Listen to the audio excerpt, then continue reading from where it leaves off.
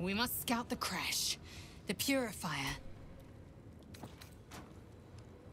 The disc appears in your mind's eye. Lazyal sees it too, and Tirsu markings.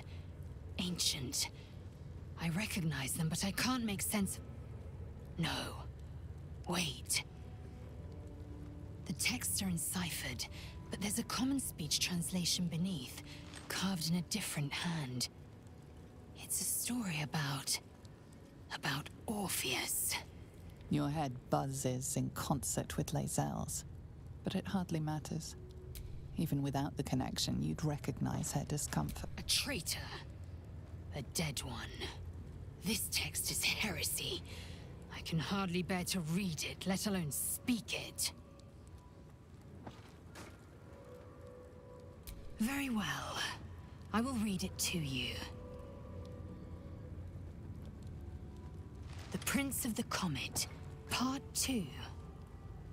The Prince of the Comet, Orpheus himself, led his honor guard into battle. Their red dragons bellowed with righteous anger, and the heavens erupted. The glorious prince cried to all who could hear him, "Praise be to my mother Gith, the queen of the one sky, sacrificed to the hells by the renegade Vlaakith."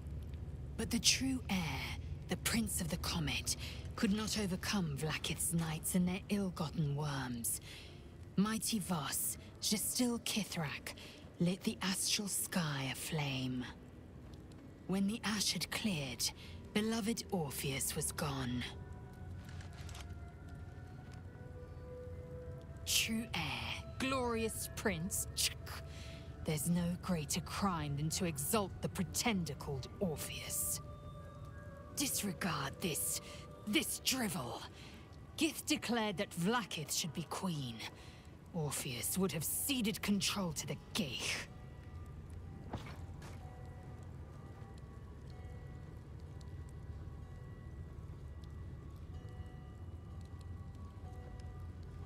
She did nothing of the sort. Thank your good fortunes I'm a tolerant woman, or I'd have sliced off a few toes for suggesting it.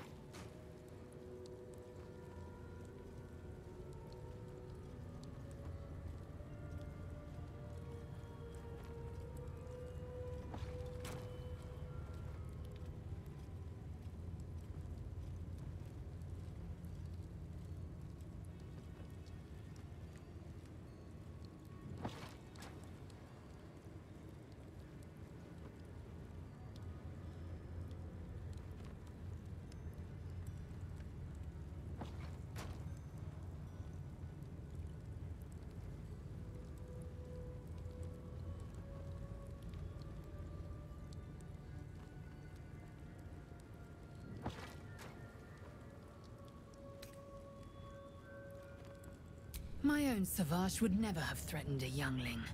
A waste of time and energy. The pupils themselves culled the weak from their ranks.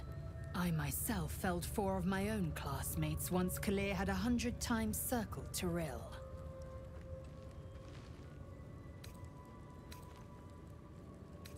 Survival. My people have no use for cowards. Every trainee that I slayed was either too weak to withstand the lessons, or was cocky enough to pick a fight they could never win. They underestimated me, so they paid the price. The Githyanki are only as powerful as their weakest warrior. Jaquith de Venzir, the termination of the frail, strengthens us. Kalir's clutch held 36 eggs, more or less, though I've learned of creches that harbored 100. Shukiani, Githyanki chosen by Vlaakith herself to bear young. The Queen assigns when and where they must lay, and how many eggs they must bear. The Shukiani pass their eggs in the material plane. In the astral, time barely passes. It is a meticulous process, carefully timed so that the eggs hatch at once. Humanoid. How I despise the term. Githyanki are quite superior to humans. Our biology slates state that Githyanki came to lay eggs after we escaped illicit enslavement and took to the astral plane. It's an asexual process, a favorable change by any estimation. Hideous to imagine a life where I couldn't partake in the pleasures of sex without the looming threat of bearing children. Go on then.